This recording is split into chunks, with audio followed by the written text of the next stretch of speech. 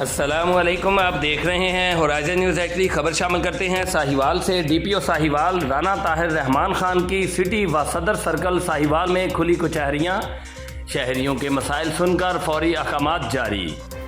ساہیوال عوام کو بروقت انصاف کی فراہمی اور مسائل کے فوری حل کے عزم کے تحت district police officer Sahiwal Rana Tahir Rehman Khan نے سٹی اور صدر سرکل میں مجموعی طور پر 5 مختلف مقامات پر کھلی کچہریوں کا انعقاد کیا۔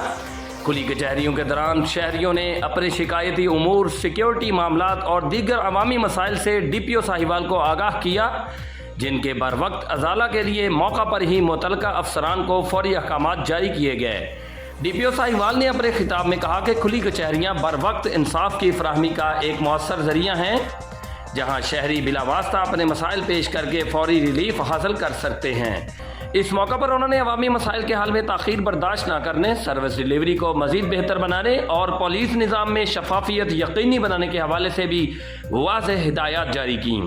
شہریوں نے براہ راست مسائل سننے اور فوری احکامات دینے پر ڈی پی او ساہیوال کے اقدام کو سراہا اور کہا کہ کھلی کچہریوں سے عوامی شکایات کے ازالے کی رفتار میں نمایاں بہتری آئی ہے۔